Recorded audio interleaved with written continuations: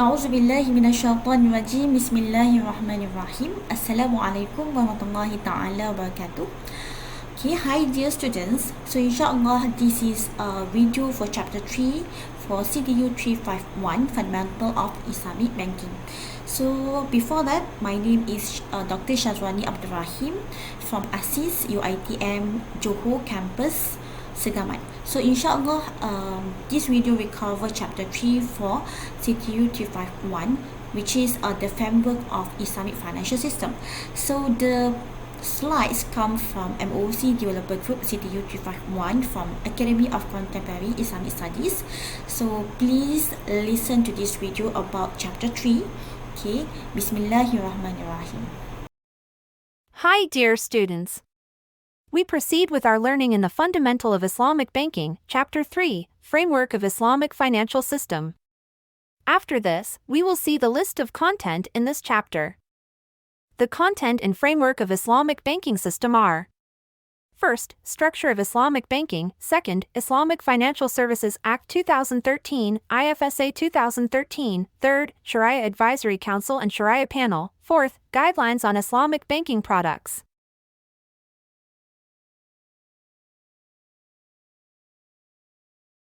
Dear students, now we are going to discuss the structure of Islamic Bank.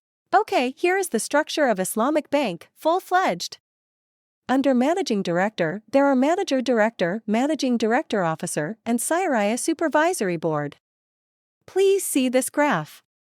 This is the structure of Islamic banking scheme.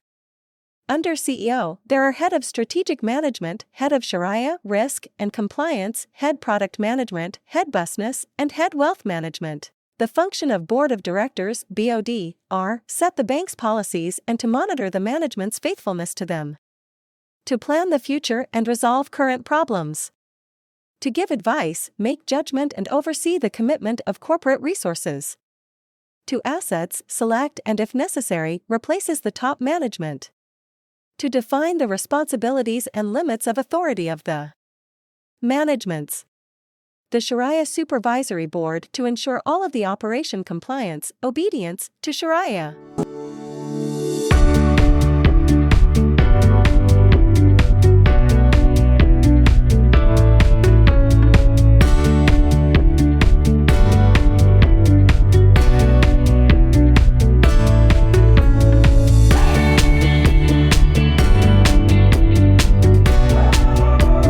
Okay, we move to the Islamic Financial Services Act, IFSA 2013.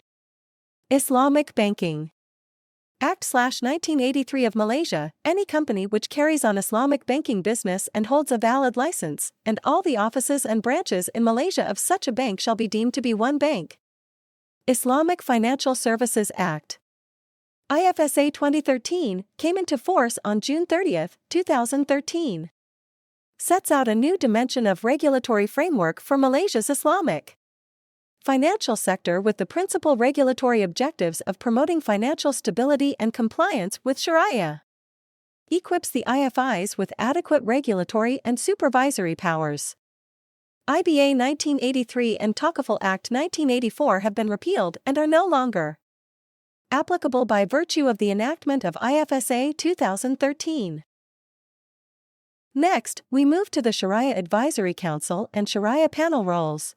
The objectives of Shariah governance are: sets out the expectations of the bank on an IFI's Shariah governance structures, provides a comprehensive guidance to the board, Shariah committee and management of the IFI, and outlines the functions relating to Shariah review, Shariah audit, Shariah risk management and Shariah research. Nevertheless, in this new act, it does not specify the qualification of the Shariah committee. The Shariah Governance Framework (BNM) sets some criteria of the qualification of the Shariah Committee, such as a member of a Shariah Committee shall be a Muslim individual, the majority of members in the Shariah Committee shall at least hold bachelor's degree in Shariah. It is reasonable to expect that the majority members of the Shariah Committee should be able to demonstrate strong proficiency and knowledge in written and verbal Arabic and another qualifications. Even though there is framework issued by the Bank Negara, however, it is only a guideline which does not invite the legal penalty for financial institutions that breached it. Okay, next, we move to the Guideline on Islamic Banking Products. Okay, under the scope of Shariah governance, there are 8 steps need to be followed. Guideline on Islamic Banking Products. The scope of Shariah governance framework in IFIs involves a systematic process and requires involvement of numerous organs of governance. Phase 1, Step 1 to 6. The ex-ante Shariah compliance aspect, which includes product proposal, legal documentation, Shariah review, and procurement and dissemination of Shariah rulings. Phase 2, Steps 7 to 8. The ex-post process, which involves periodic and annual Shariah review. Here, we proceed to the characteristic of Islamic banking and conventional goals and objectives of Islamic banking. The first objective is to offer financial services.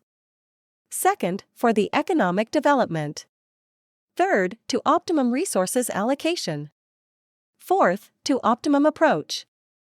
Fifth, to equitable distribution of resources. Sixth, to facilitate stability in money value. These are few guidelines of Islamic banking. In Islamic banking, we need to know the prohibition of riba, the equity participation, the prohibition of gharar, the contractual relationship, and money as potential capital. Here, we learn the characteristics of Islamic banking system and conventional bank system. For business framework, Islamic banking functions and operating modes are based on Shariah law. But conventional bank functions and operating modes are based on secular principles and not based on any religious law or guidelines. Shariah Advisory Board. Each bank should have a Shariah Supervisory Board to ensure that all business activities are in line with Shariah requirements. But conventional bank, there is no such requirement necessary. There is also prohibition of riba for Islamic bank. Islamic banks are restricted to participate in economic activities which are not Shariah compliant. Here also the comparison between Islamic banking system and conventional banking system. There are differ based on the moral dimension, risk sharing, the relationship between bank and customer. And also zakat only for Islamic banking but not for conventional banking. Next we move to the advantages of Islamic banking compared to the conventional banking. The Islamic banking are justice and fairness, strong ethical and moral dimensions of doing business, follow the profit and loss sharing principle to mobilize resources and are less likely to face any sudden run on deposits. After that, it also banking for all and it is not restricted to Muslim only and is available to non-Muslims as well. Then, it is better customer relations, and Islamic banks also do not have fixed obligations such as interest payments on deposits. Here is the figure of Islamic contracts or instruments. There are transactional contracts, financing contract, intermediation contracts, and also social welfare contracts. As the conclusion, SAC are the backbone of the industry without which the integrity of the whole industry will be at stake.